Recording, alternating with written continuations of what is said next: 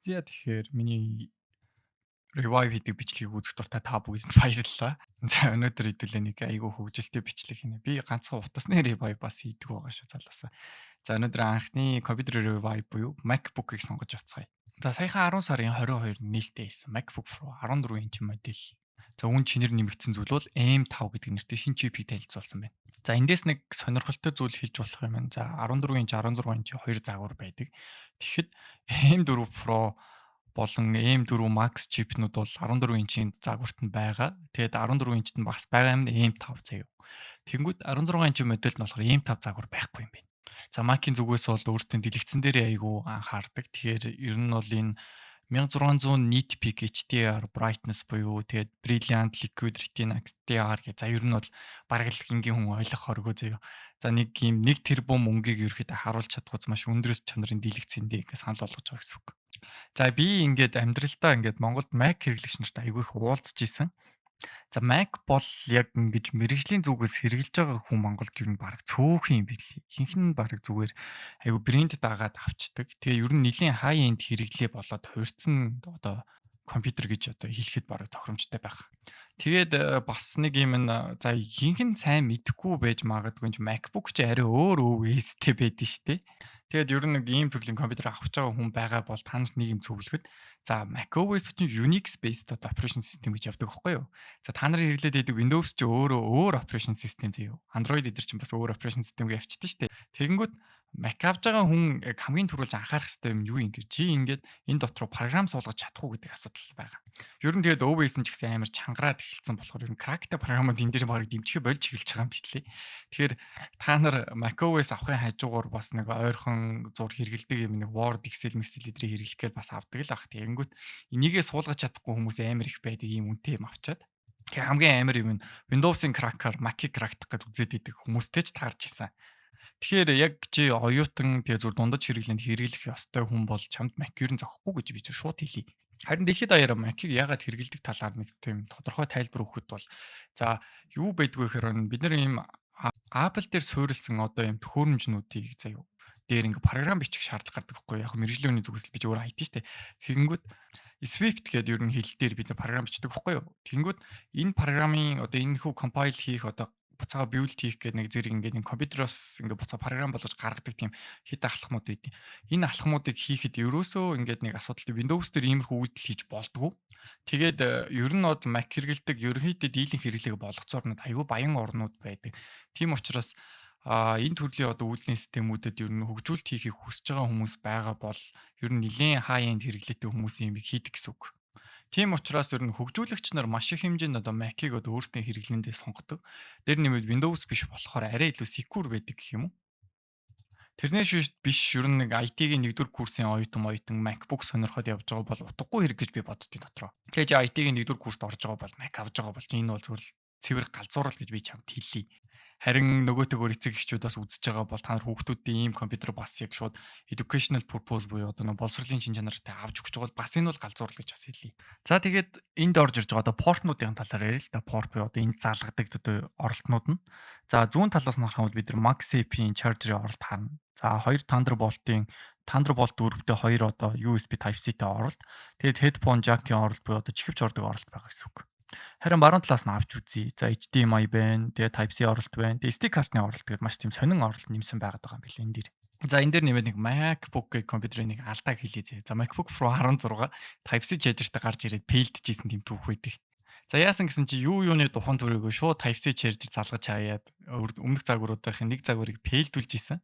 Тэгээд энэ Type-C charger-аар ер нь яаж сэнэглэх арга нь олдохгүй учир нь олдохгүй байгаад байсан нэг ийм түүхүүд байдаг. За энэ дээр шинэ орж ирсэн загварт нь болохоор бид нар MagSafe charger байгаа. Тэгэнгүүт хоёр одоо зүүн талд нь байсан Thunderbolt 2 оролт байсан шүү дээ. Тэр хоёр оролтын дээдлийнх нь нүснүү доотлийнх нь за аль аль нь л юм шиг байна. Аль аль нь дээр нь Type-C charger-оор цэнгэлж болох юм байна.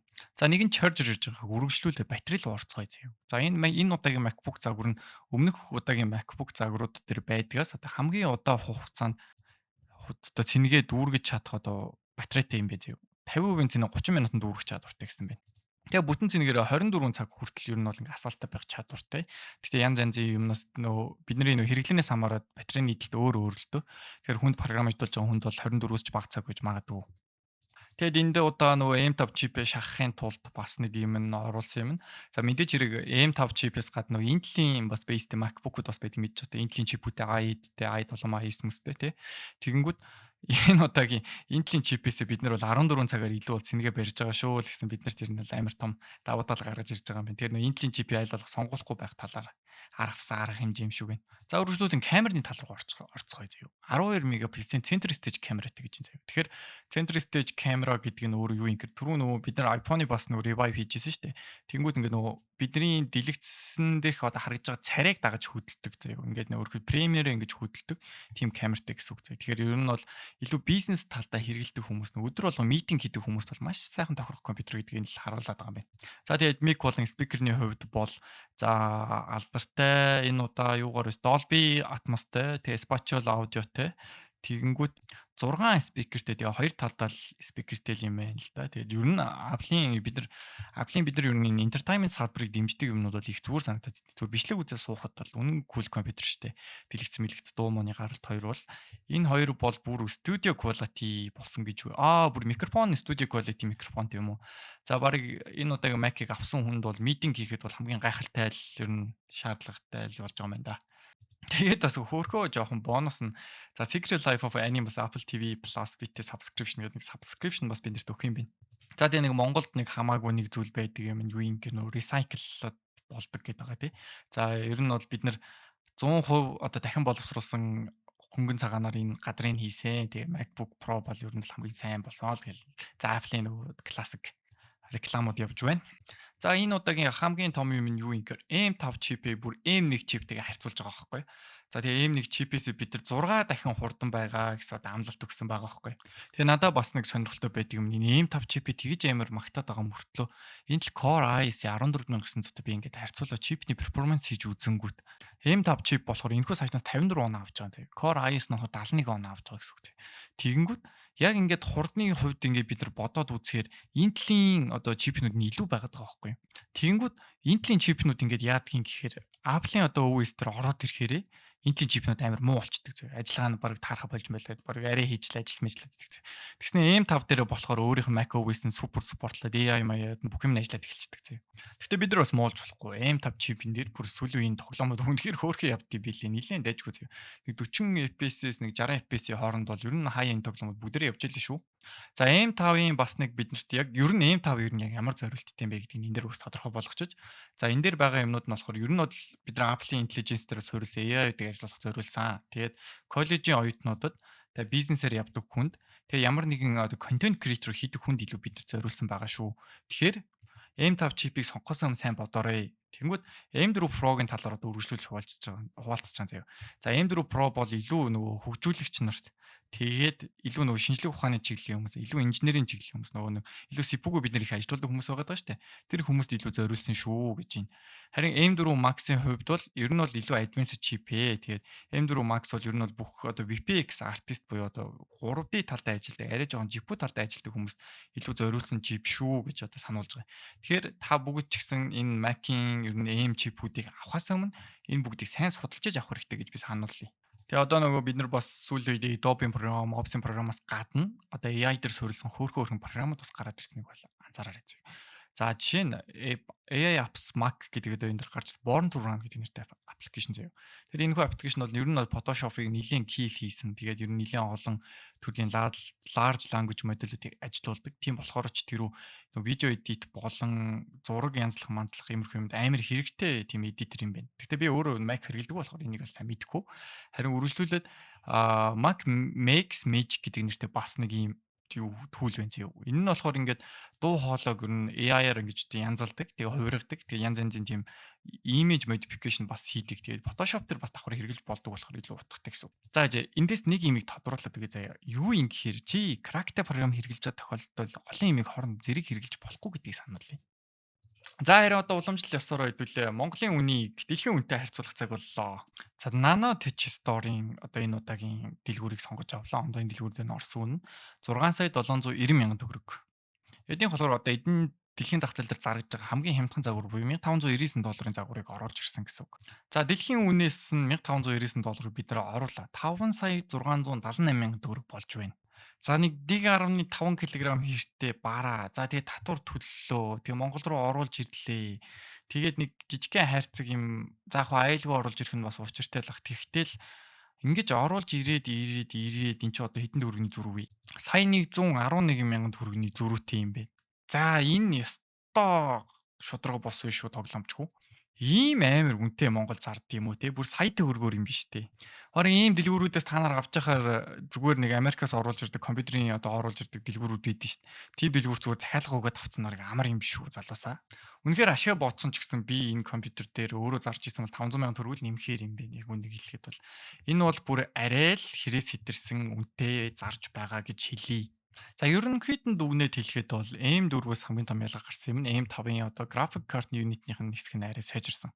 Тийм ч болоо тэр үн дээр илүү тоглоом тоглох дуртай хүмүүст ер нь илүү тохиромжтой байх. Гэхдээ яг үнийг хэлэхэд Mac дээр тоглоом тоглоно гэж ямар новшин ч ахав тий. За тэгэхээр та хэдэд нэг юм хэлэхэд бол за компьютерийн дэлгүүр ороод гейминг Mac авъя гэж хэлж болдгүй юм штэ залуусаа. Мэдээж хэрэг MacBook ч өөр Air загвартайгаа харьцуулаад үзэхэд бид нэр Air загвар ч өөр хөнгөн загвар илүү хөнгөн байдалтай илүү суурилсан загвар байдаг байхгүй. Pro болохоор арай илүү нөгөө хүнд гэхдээ илүү нөгөө боломжийн одоо тийм үзүүлэлтүүдтэй загвар гэсэн үг. Тийм ч болоо тэр 100-ны 55 кг буюу бага зэрэг хүнд компьютер гаргасан шүү. MacBook Pro-гийн хувьд бол. Тэгээ MagSafe нь өөрөө бас 90 ваттны сэнгэлэгч болоо бас тэрнийгээ дагаа бас 200-300 г орон баг 2 кг юм чирээд явах ажилтай болно гэсэн үг байхгүй. Харин нөгөө төгөр MacBook Air болохоор 124 байгаа гэсэн үг. Тэгэхээр нэг 200-300 г хүнд тэгэхээр та нар ойрхон нэг 1 кг жинтэй юм байвал нэг барьж үзээд за тэрийг 2 давхарлаж барьж үзээл ер нь жингийн ямар ялгаатай гэдгийг ойлгочих болно. Харин яг Mac хэрэглэдэг хүмүүсийн хувьд бол нөгөөтөө илүү аяллаар явдаг хүмүүст илүү тохиромжтой компьютер шиг санагдаад идэв. Дэлхийн аль ч оронд очиод ер нь ямар ч юм дээр одоо хэрэглэхэд амар. Тийм учраас илүү аяллаа компьютер учраас би энэ MacBook Air-ийг илүү зөвлөх дуртай хүмүүст 124 байдаг учраас тэгэхээр яг уу бид нар нэг юм нь яг уу яг ижил загварын одоо энэ онт гарсан компьютертэй харьцуулаад үзэхэд бол ер нь амар хүнд компьютер байгаа даа. 155 гэдэг чинь ер нь бол нэлийн хүндтэй орох байхгүй юу. Тэгээд дээр нэмээд энэ чинь бид нар ч мангар их мөнгө төлж энийг ч авч байгаа шүү дээ. Тэр үнэндээ гэхэд бол бас жоохон хангалтгүй л юм байна. Тэгээд M4-өөс бол яг уу Монгол хүний заяа. За ингээд та нарын өдөр тутмын ингээд ажил амьдралд хэрэгэлдэг заяа. Бүр content creator программист дээр биш л бол ер нь бол нэг M4-өөс ялгаа балгаа энэ компьютерт бол надад л M4-тэй Pro цагууртайгаар бараг л ялгаа алгал гэж хэлье да. Тэгээ MacBook гэдэг чинь өөрөө жоохон professional юу жоохон мэрэгжлийн хүмүүсийн хэрэгэлдэг юм болохоор нөгөө талдаа эсвэл нэг тийм жоохон high end гэдэг түвшний юм болохоор нэлээд тийм хоёр ангилалтай хүмүүсийн ихэнх нь худалдаа авагч нар байдаг. Нөгөөх нь Америкт амьдардаг хүмүүс ер нь хэрэгэлдэг. Ягаад тэгэхээр эн чинь нөгөө Америкт байгаа үйлчлэгээнүүд нь бүгд энэ Mac дээр аягүй сайхан ажиллаа явцдаг.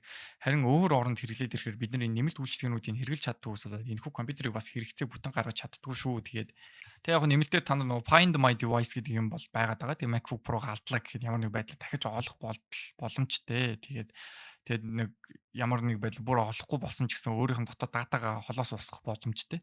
Тэгээ file vault буюу encryption хийгээд файлуудаар нь protected болоод хамгаалчих болно гэсэн үг.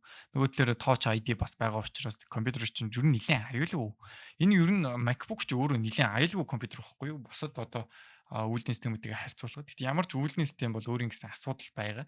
Тийм учраас энэхүү Mac-ийг хэрэгжилж ийн гэхээр бас тийм аюулгүй гэсэн үг бол биш. Гэхдээ яг Монголд хэрэгжилж байгаа бусад компьютертэй харьцуулбал нэлийн safe талтай л гэж зөвлөж байна. Тэгэхээр нэлийн том ажил хийдэг хүмүүс л энийг их сонирхох байх та. Тэгээд энэ хүрээд ер нь өнөөдөр баг ингээд бичлэг дуусч जैन. Тэгээд өөр миний бас хэлж дуу амжаагүй юмнууд байвал та хэд комент хэсэгт орж ирээ надад нэг нэмээд өгчөөрэй. Тэгээд гейминг компьютер л ер нь бол авч тоглож байгаа. Тэрнээс ч Mac ч л өөр төрлийн компьютер шүү гэж хэлээд өнөөдрийн бичлэгийг дуусгая да. Тэгээд баярлалаа. Тэгээ энэ хүртэл үзэж суусан. За like and subscribe гэдэг нэг хоёр товч байгаа. Тэрнийг нэг сайхан чангахан дараад өгчөөрэй. Тэгээд дараагийн revive хийх компьютерууд эсвэл утас байвал надаар бас revive хийлгэж болно. Би бол их тийм toxic revive хийдэг гэдгээр ер нь бол их алдартай болмоор л санагдаад байгаа шүү. Гэтэ би та нар шудраг хэлж байгаа гэдгийг та хэд ойлгоорой. Ер нь бол Монголд ийм байх шүү. Дэлхийд ийм байна гэдгийг сайн ойлгоод аваарай. За баярлалаа тэгт.